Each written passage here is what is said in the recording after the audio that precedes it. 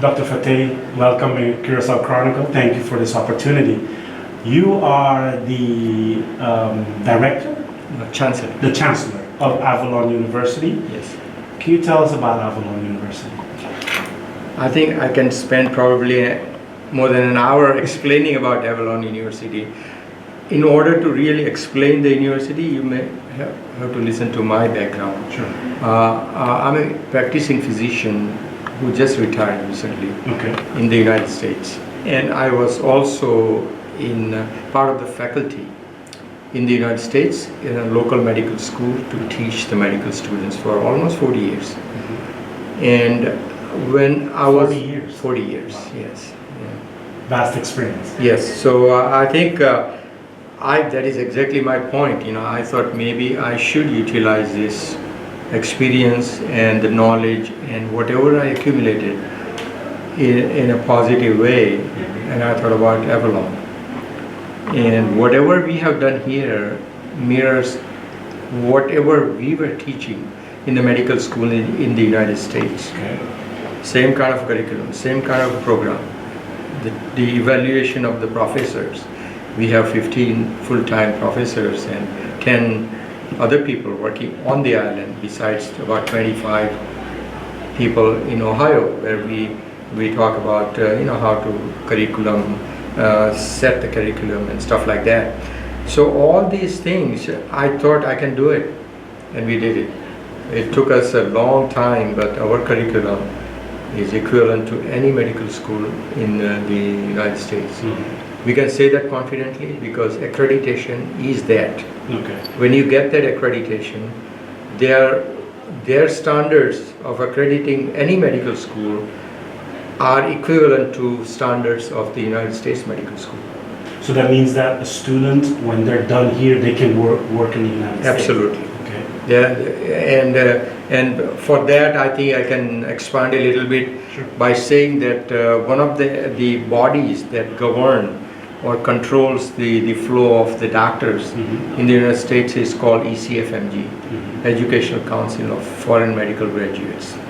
So what they decided 3-4 years back was that starting with 2020, they will start implementing a process. They will select 3 accrediting bodies as of today. They have them. And any school in the Caribbean that is not accredited by them, by 2023, they will not accept those graduates. There are 80 plus medical schools in the Caribbean. There are only 15 to 17 medical schools that are accredited. You received this recently, right? Yes. Yes. And I probably will be able to provide you with that original document by CFMG that may, if there is a dispute or any question, students can refer to that. What has happened is that people are scrambling and they want to get into the medical schools that are accredited. Unfortunately, there are certain schools that don't project themselves properly.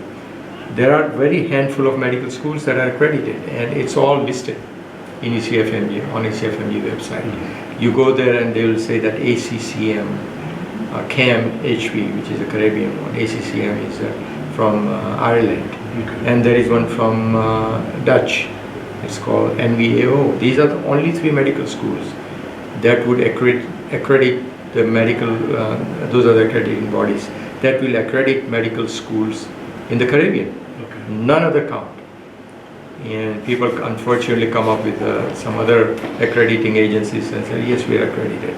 So I urge the students to look into this, study that.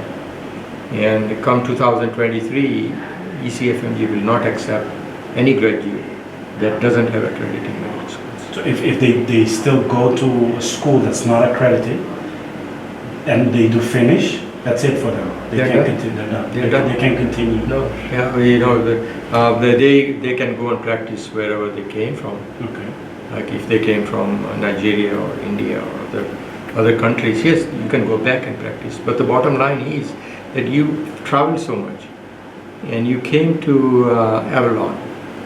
Your goal is to really settle down in the United States. course, you have to qualify. Mhm. And to qualify, this is what you need. Yes. Yeah. That's why it's so important.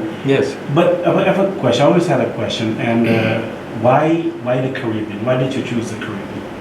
I think the biggest factor of choosing it was that there was an opportunity to draw the students from the United States and Canada. Okay. If you go to South America, it's a little bit too far. If I go to India, it's too far. So this was the closest location where I could establish a medical school. Obviously, what that does is to reduce the expenses and also gives me an opportunity to impart or stamp my own credibility into a medical school because it's close.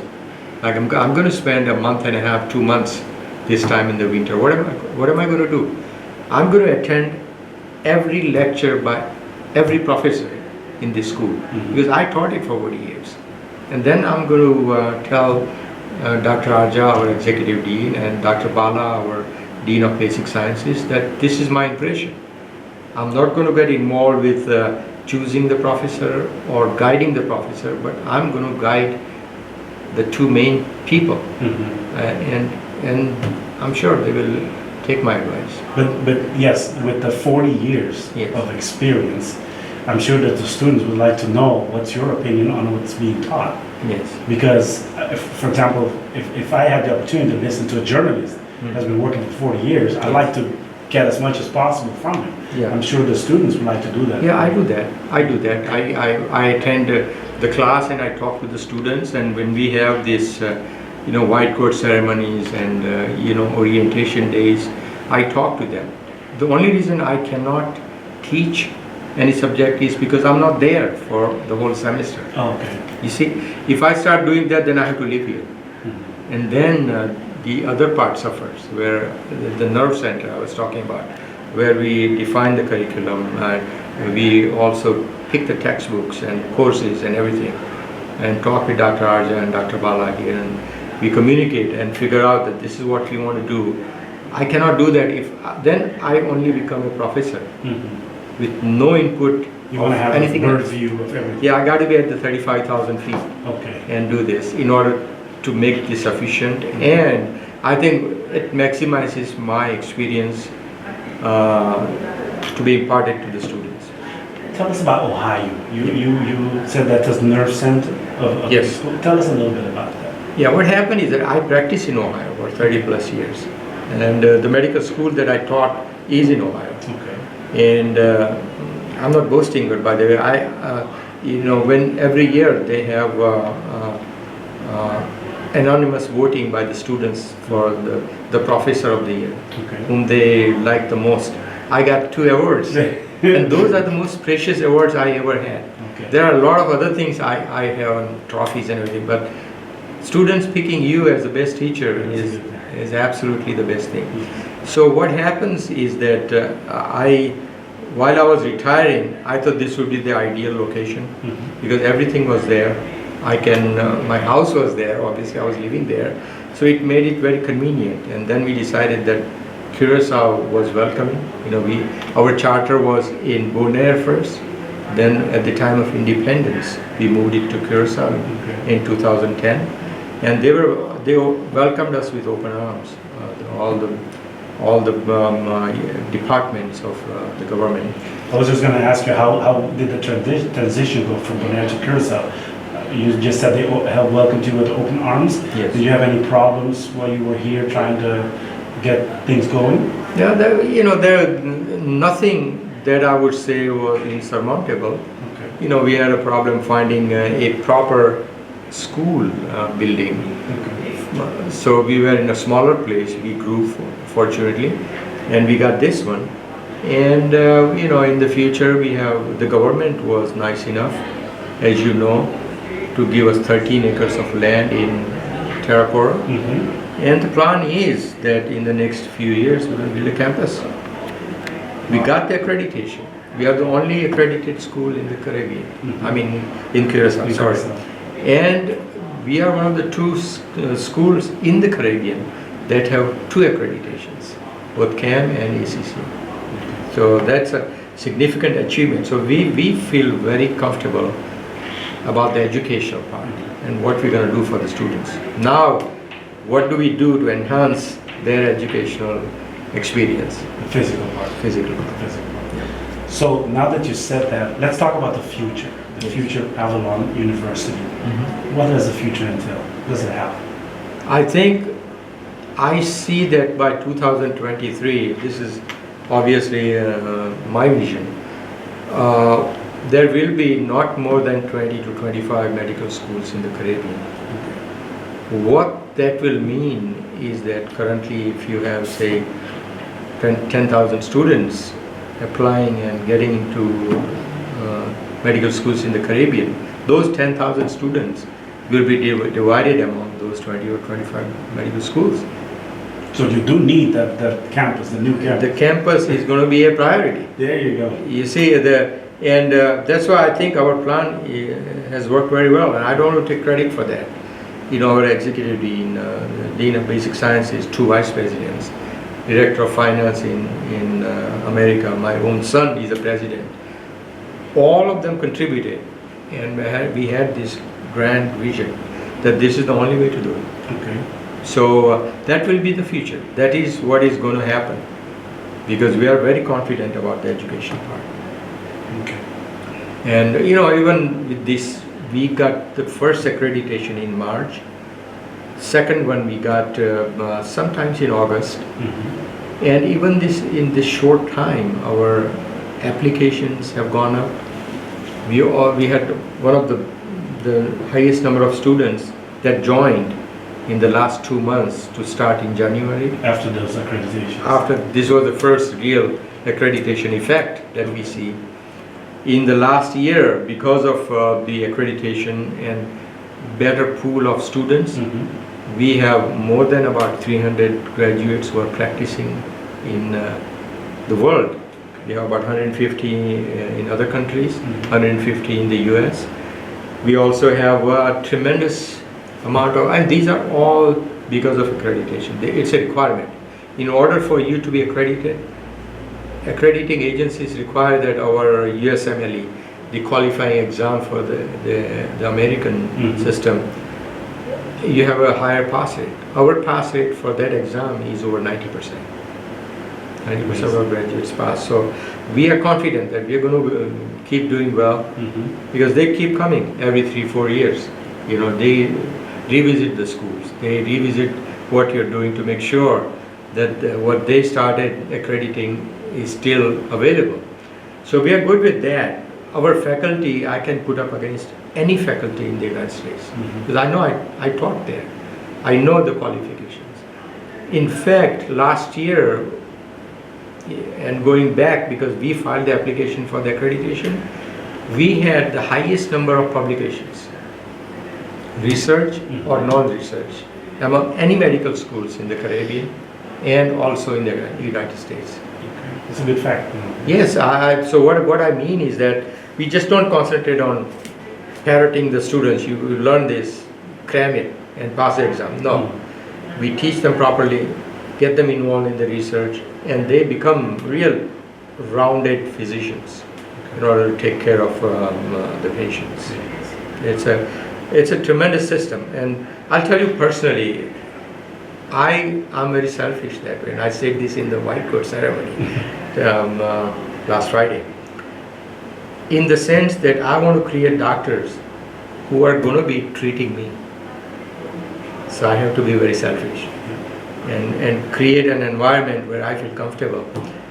Whoever is going to be out there is capable of treating me. In fact, right now my personal physicians that I may have for whatever I have, primary care, surgeons, whatever it is, almost 4 out of 5 are my students.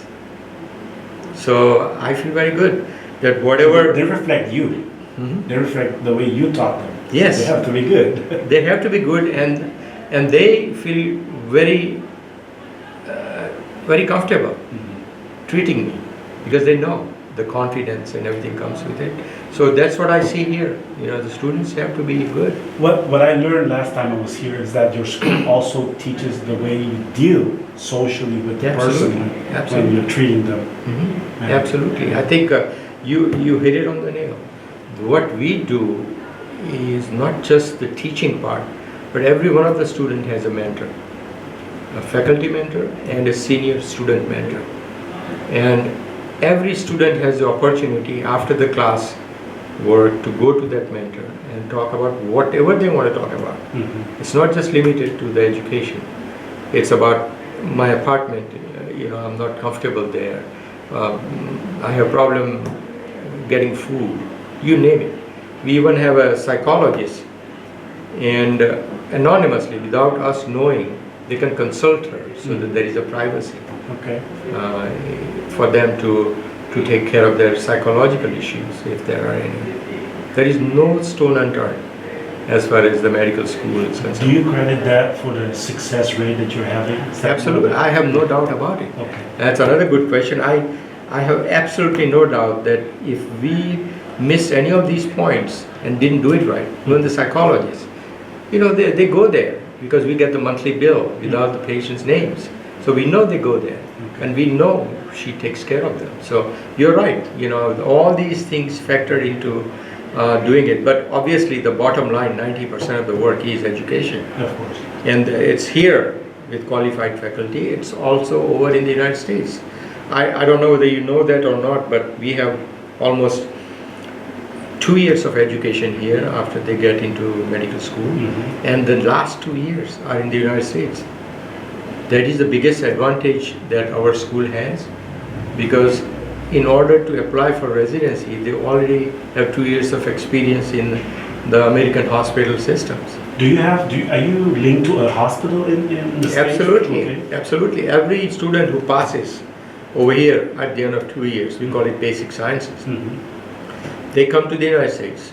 Then we have 3 locations: Phoenix, Chicago, and West Virginia. Really? Okay. And then we put them according to their preference. The students who are coming from California or West Coast, they go to Phoenix, so on and so forth. So they are taught by the same faculty, clinical faculty, Mm-hmm. practicing doctors in the United States as any American medical school. Because all these hospitals are teaching hospitals where they do teach American students. Mm-hmm. So the education is top class, clinical as well as here. We heard a lot of good things.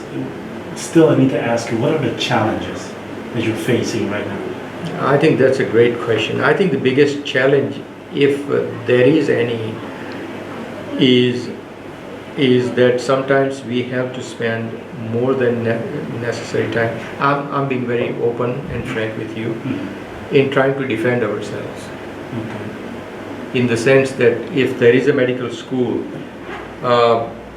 somewhere on the island, said I'm accredited, and the student applies here and said this school is accredited, why? How can you say that you are accredited and not them? Spend a lot of time in explaining that there are only 3 accrediting agencies, and it's CFMG that rules that, and they are the ones you have to look on their website and find out what it is. I wish there was more openness about where they are, where we are, what is accreditation. But I think come 2023, that particular thing will go away. Yeah. The second challenge is that in order to do things right, it does require financial backing.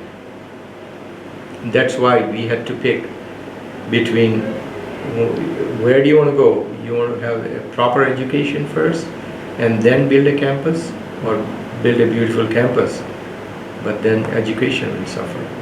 If we had done the other way, by this time, 2023 would be so close, we will have an empty building. Yeah.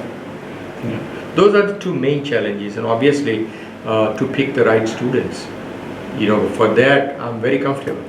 We have an elaborate procedure. We have an admissions committee which is composed of professors here, secretarial staff there, and myself. Once in a while get involved and pick the right students.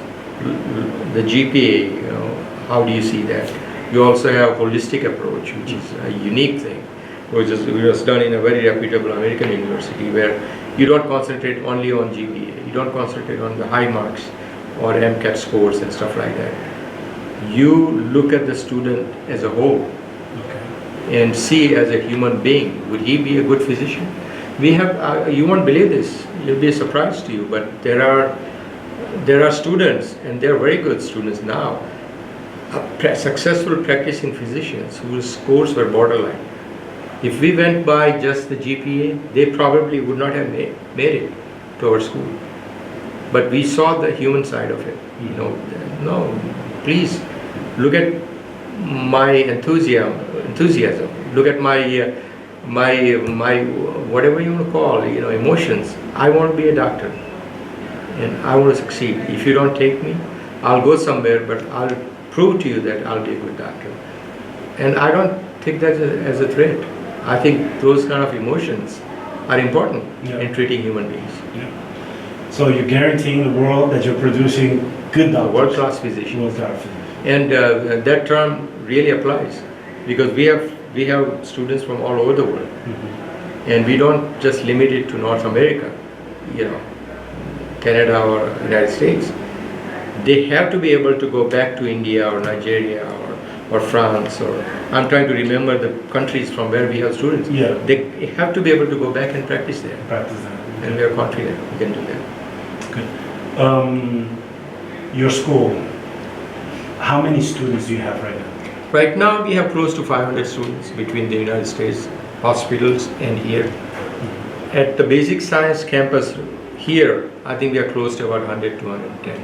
Okay.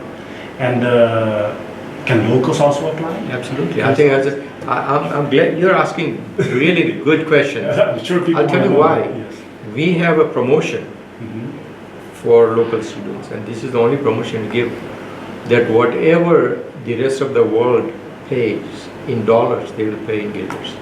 Wow, that's a good deal. That's almost $1.70 to $1, Yeah. right? And that's the exchange rate. So we have a few students. I don't know the numbers, but I would say close to 10 students here, local students. That will save a lot of money. They don't have to go to other countries. They save money a lot different ways, and fortunately for the support we have with the Curacao Medical Center, they want our students now. Yeah. You know, at the white coat ceremony, we had the director of surgery, and he said, "Why don't you come and visit us, and we'll show you the hospital. We would like to have you, your students, come and see us." The Minister of Health was there, and she was very supportive of that thing. And I cannot ask for anything more from what I have gotten from the government. And the Prime Minister last night was very, very supportive. Is there a message before we end our interview that you'd like to share to let's say a young man or young woman is watching and says, well, I'm considering Avalon. What will you say to that person to convince them to come here? Well, I think it's spread out during the interview, but I think if I have to say something, I would say that like I said before, I would like to create or make physicians who are good enough to treat me. And there is no other better recommendation than that. If he is going to treat me, he better be good, or she better be good. And that's what they will get here. Thank you, Doctor. Thank you. I appreciate it.